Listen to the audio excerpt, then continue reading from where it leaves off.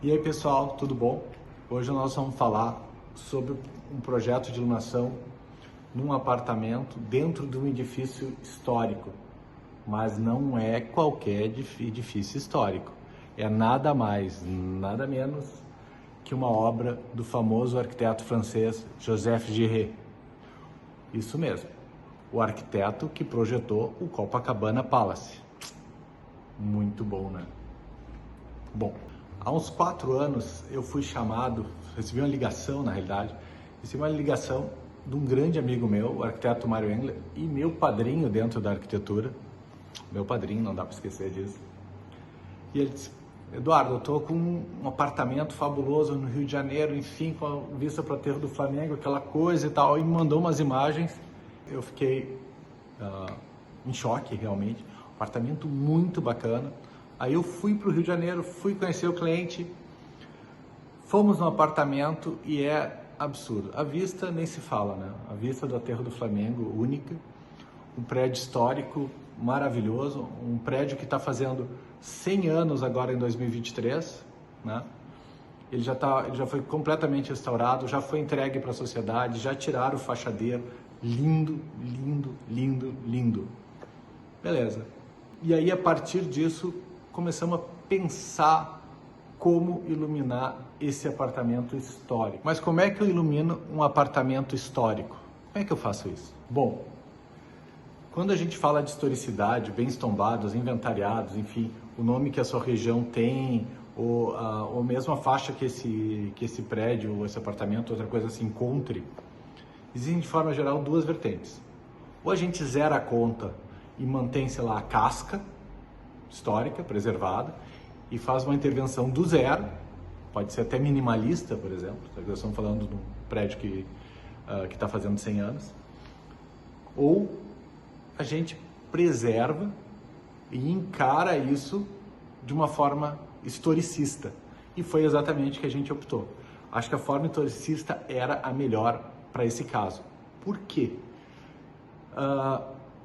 A própria vista do Aterro do Flamengo já é algo que está no imaginário das pessoas, já é uma coisa antiga, ele já remete, não é uma novidade. E é uma memória muito boa. Então a gente tem um belíssimo apartamento, um arquiteto super famoso, que envolve um outro bem cultural, que é o Copacabana Palace. Então nós temos muitos ingredientes. Nós temos a Mata Atlântica do Rio de Janeiro, a gente tem toda essa exuberância da natureza do Rio de Janeiro, tem esse jeito carioca de ser, assim, tipo, dessa cultura, das cores, dessa brasilidade. Então a gente explorou isso. E como é que a gente fez isso com iluminação?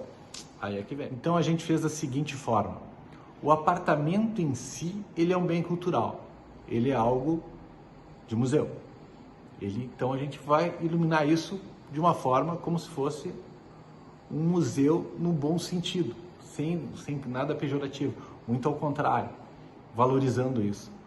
Se todo o apartamento que foi praticamente conservado e tiveram novas intervenções, mas dentro de todo esse contexto histórico, então todo o apartamento ele tem que ser iluminado de uma forma homogênea e que se tenha uma iluminação ambiente para ele. E foi isso que a gente tratou.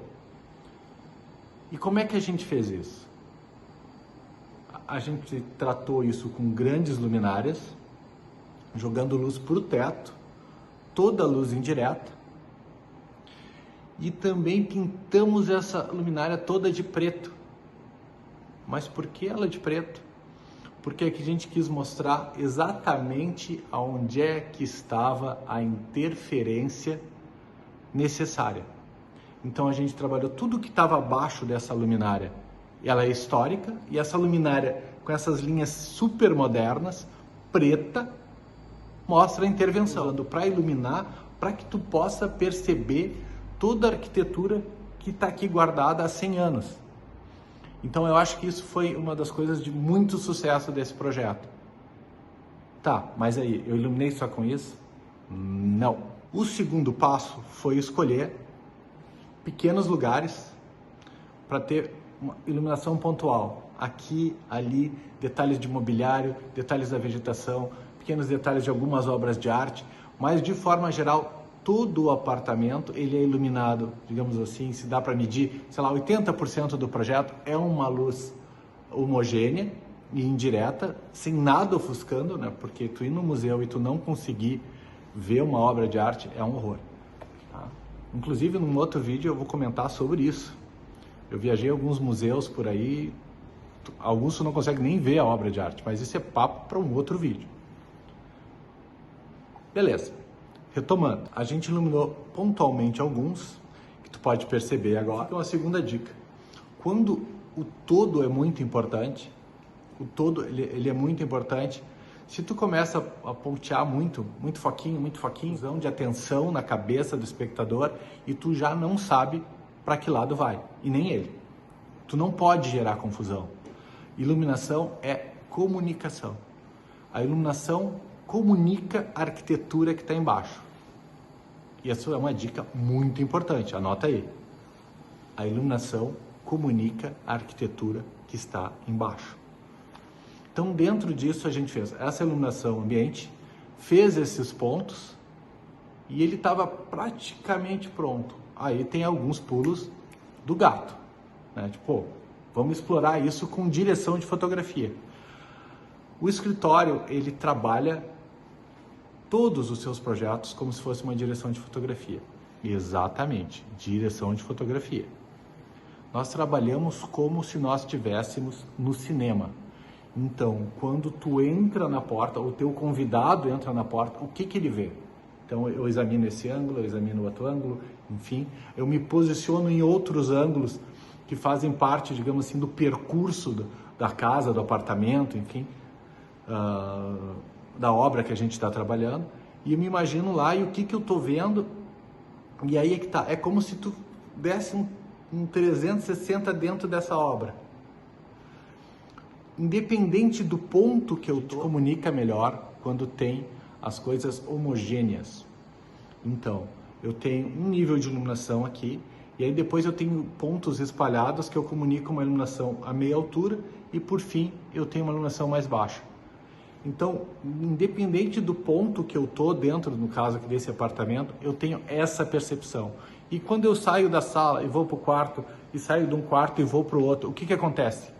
Exatamente a mesma coisa. É um projeto só.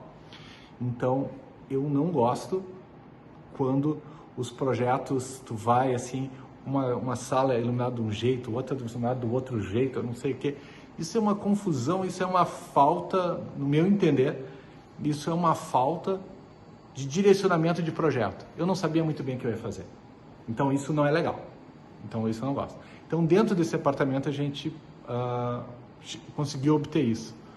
Um dos pontos altos desse apartamento, que eu achei muito legal, foi que tinha um lustre muito bacana. Esse cara, tá, vamos reformar, vamos botar lâmpada. Eu disse, não vamos botar, nós vamos botar vela.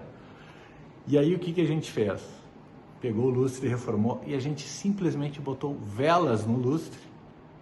E elas são usadas, você vai ver que na própria foto elas aparecem já derretidas, porque estão sendo usado. E o bacana é isso, é usar as coisas, né? Então, vai perceber que também a gente botou essa iluminação indireta. Então, essa iluminação indireta. Essa iluminação indireta, ela potencializou a iluminação de simples velas. Então, a mágica se fez. Então, eu já percebi, depois eu visitei o cliente, eu vejo os papos do arquiteto, ele mostra essa foto, olha, tem velas, não sei o que, isso se iluminou e tal, bababá. Então, isso é legal. O inusitado, o bem pensado. Então, esse é um apartamento super legal. Ele saiu na Lume, que é a principal revista de iluminação do país. Né? Um abraço para meu amigo Erley. Então, eu acho que esse é um apartamento de sucesso e espero que vocês tenham gostado. Um grande abraço aí.